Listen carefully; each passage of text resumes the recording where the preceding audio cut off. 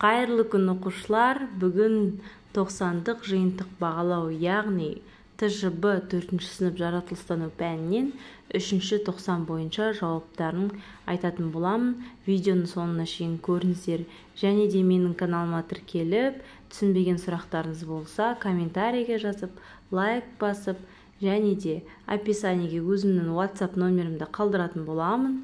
Сол номерге жазып, түсінбеген сұрақтарыңызды немесе басқа да сабақтардан сұрақтарыңыз болса, қоюларыңызға болады. Және де менің каналымда математика пәнінен барлық есептердің жауаптары, басқа да сабақтарды көре аласыздар. Менің каналыма тіркелуді ұмытпаңыздар. 3-ші 90 бойынша 90-дық жиынтық бағалау тапсырмалары. Ұзақтығы 40 минут. Сразу тапсырмаларға кірісейік. Бірінші тапсырма. Жарық көзі мен дененің арасындағы қашықтық көлеңкенің өлшеміне қалай әсер етеді? Осы сұрақ бойынша суреттерге қарап, сөйлемдерді толықтыр. Бірінші сұрақ. Жарық көзі мен дененің арасы жақын болса, көлеңкенің өлшемі қалай болады? Көлеңкенің өлшемі қысқарады, қысқа болады, кіші болады, кішірейеді деп жауап бересіздер. Екінші сұрақ. Жарық көзі мен кедергінің арасы алыс болса, көлеңкенің өлшемі ұзарады, ұзын болады, үлкен болады деп жазасыздар. Келесі тапсырма. Екінші тапсырма. Электр тоғын өткізетін денелерді белгіле. Кесте берілген сіздерге, атаулары жазылған. Соның атауларының қасына сол кестеге белгілейсіздер. Плюс белгісімен белгілеп қойдым.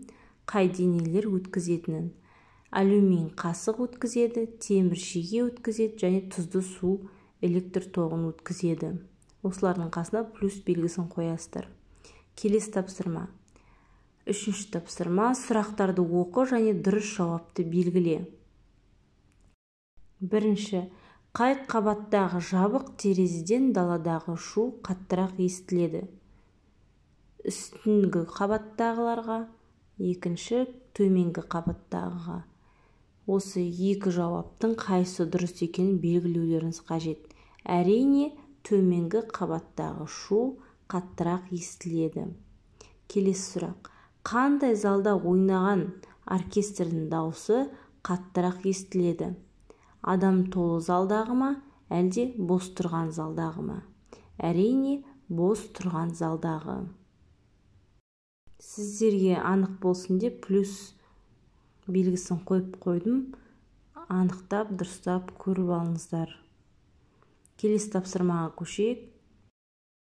Төртінші тапсырма. Ішінде ауасы бар және ауасы жоқ, бірақ көлемі бірдей екі шыны ыдыстың ішіне қоңыраулы сағатты қойдық. Қай суреттегі сағаттың дыбысы сыртқа естілмейді? Белгіле. Әрине, екінші суретте ішінде ауасы жоқ ыдыстағы дыбысы естілмейді.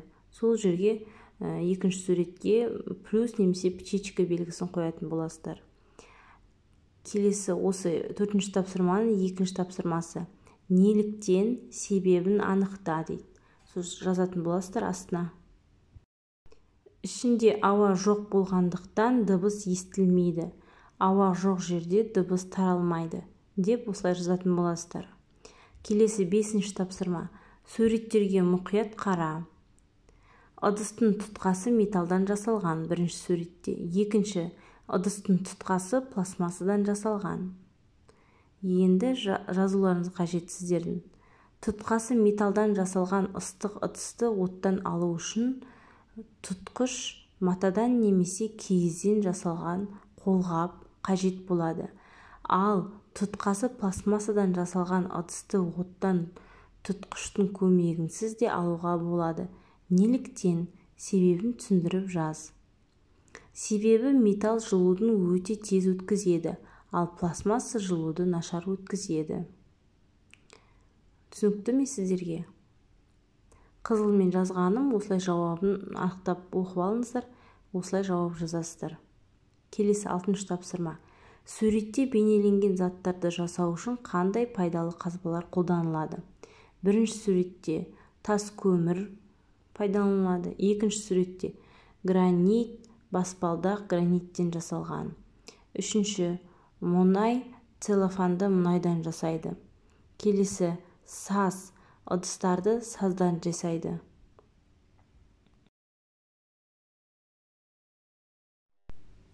Жетінші тапсырма, Қазақстанның пайдалы қазбалар картасын қара. Міне карта берілген сіздерге, осы карта бойынша шартты белгілерге қарап отырып жазатын боласыздар өз жауаптарыңызды. А сұрағы, көмір өндірілетін үш кен орнының атауын жаз. Кез келген үш кен орнының атауын жазуларыңызға болады. Негізінде бізде 7 кен орны бар Қазақстанда. Осының тек 3-ін жазсаңыздар болады. Сіздерге мен 7-ін де жазып қойдым. Өздеріңіз таңдап тек 3-ін жазасыздар. Қарағанды, Екібастұз, Жаңғызтөбе, Рудный, Өскемен, Леңгір, Арал. Осы 7 аймақтың өздеріңіз 3-ін таңдап жауабына жазасыздар. Келесі сұрақ. Мұнай мен газ қатар өндірілетін бір кен орнының атауын жаз. Мұнай мен газ қатар өндірілетін балалар.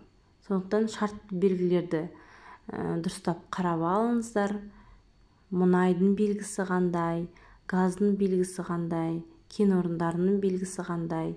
Оқулықта өткен сабақта өттік, пайдалы қазбалар деген тақырыпта. Егерде сабақ керек болса, менің YouTube каналымда пайдалы қазбалар деген не тақырыбында шартты белгілерді мен түсіндіріп өттім. Немесе оқулықтарыңыздан қарауларыңызға болады. Осы сұрақтың жауабын Қарашығанақ, Жетібай, Жанөзен деп сіздерге 3 аймақтың атауын жаздым. Сіздер осы 3-інің біреуін ғана таңдап жазсаңыздар болады. Бұл аймақтарда мұнай мен газ қатар өндіріледі. Жақсы балалар, барлық тапсырмалар орындалып бітті. Сіздерге түсінікті деп ойлаймын. Егерде түсінікті болмаса, комментарийге сұрақтарыңызды қоюларыңызға болады, немесе WhatsApp номеріме жазып сұрасаңыздар болады. Описаниеге номерімді қалдырамын. Және де басқа сабақтардан да көмек қажет болса, менің WhatsApp номеріме жазсаңыздар болады. Барлық ТЖБ тапсырмасы бойынша 18 балл берілген. Барлық сұрақтарға бір балдан дұрыс жауаптан берілген. Осы кестеге қарап жауаптармен тағы да танысып алсаңыздар болады. Назарларыңызға рахмет. Видеоның соңына шейін көргендеріңізге рахмет. Сау болыңыздар. Менің каналыма тіркелуді ұмытпаңыздар.